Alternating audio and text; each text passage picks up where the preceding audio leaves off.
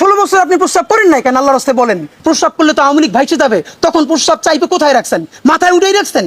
আবারও বিএনপিকে বলে, জামাত ইসলামী বলে মুরব্বীদের মুখে টেপ মারেন। আমরা বিএনপির কর্মী না, তবু 1 ঘন্টা সেখানে স্টেজের সামনে দাঁড়াইছিলাম।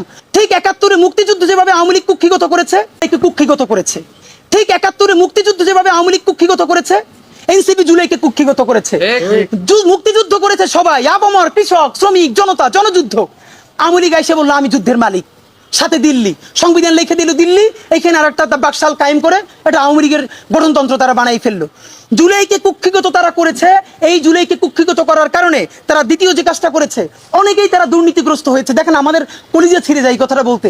আজ থেকে 10 মাস আগে যেই ছেলেটা দেখেছি সারা গায়ে আঘাতের চিহ্ন, জুলাইয়ের আন্দোলন করতে গিয়া, সেই সব ছেলে মেয়ে মাত্র 8-10 মাসের মধ্যে কিভাবে কোটি টাকার মালিক হইতে পারে, এই চিন্তা আমাদেরও ঘুম আসে না।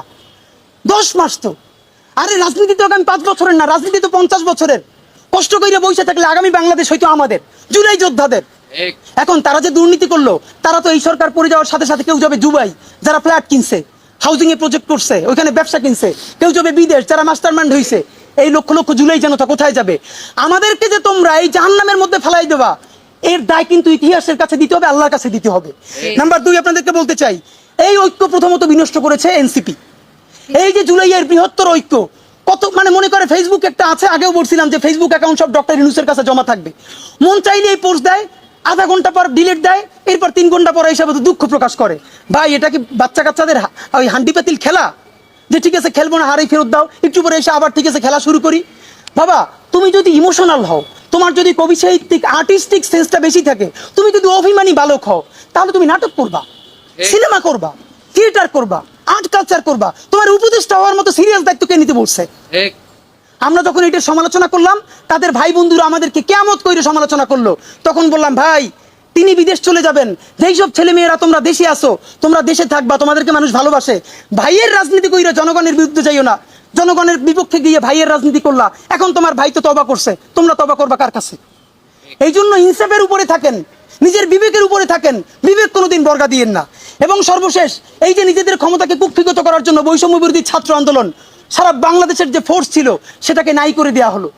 এই যে আপনার আজকে এনসিপি, তারা যদি বৈষম্য বিরোধী ছাত্র আন্দোলনটাকে আরো 6 মাসও টিকেই রাখতো, এই বৈশার পক্ষে দাঁড়াই আমরা আওয়ামী লীগ নিষিদ্ধ করতে পারতাম, জুলাইয়ের ঘোষণাপত্র দিতে পারতাম। কারণ এখানে ছাত্র দল ছিল, শিবির ছিল, সবাই মিলে ছিল। তো নিজের ক্ষমতাকে কুক্ষিগত করার জন্য কি করলা? কতক্ষণ শাহবাগের পক্ষে গেলা, বিপক্ষে গেলা, জামাত, হেফাজত, ইসলামপন্থীদের গাইলেইলা, আবার সরি বললা। দেখেন কি আফসোস, আজ থেকে 4 মাস আগে তাদের কি ক্রেজ ছিল, এখন তারা পোস্ত দূরের কথা, রাস্তায় এসে দাঁড়াইলে অর্গানিক 100 লোক পায় না। এই যে তোমাদের সাথে 100 লোক নাই, এটা তো আমাদের জন্য আনন্দদায়ক না, এটা দুঃখ। জুলাই হেরে যাচ্ছে, সুতরাং এনসিপিকে এই দায় নিতে হবে। দেখলাম দুদু, উনি তো ফ্যাসিবাদ বিরোধী আন্দোলনের নেতা, তিনি বললেন বিএনপির যত কর্মী আছে প্রস্রাব কইরা দিলে নাকি সব ভাইসে যাবে। এই অন্য আপনাকে বিনীত অনুরোধ করি, গত 16 বছর আপনার প্রস্রাব করতে নিষেধ করছে কেডা? গত 16 বছর আপনি প্রস্রাব করেন নাই কেন? আল্লাহর রাস্তায় বলেন। আবারও বিএনপিকে বলে, জামাত ইসলামী বলে মুরব্বীদের মুখে টেপ মারেন, পিছনে বসাই রাখেন। এই আন্দোলনে যত শহীদ হয়েছে, যত যোদ্ধা, তাদের গ্রুপ, এইজ গ্রুপ 21 থেকে 35, বিএনপি, জামাত ইসলামী সকলে আপনারা তরুণদেরকে সামনে আনেন। এই মুরব্বীদের কি কথা বলে দেখেন, বলে প্রস্রাব করলে ভেসে যাবে। এটা তো আওয়ামী লীগকেও বললে আমরা জিব্বে ছেড়ে ফেলতাম। এখন তো আওয়ামী লীগের চেয়ে উনি কি কথা বললো? তা আপনার একটা কথা বলি, এত প্রস্রাব যখন পেটে নিয়ে 16 বছর রয়েছেন, 28 অক্টোবর 2023 পল্টনের সামনে যখন সমাবেশ হয়েছে,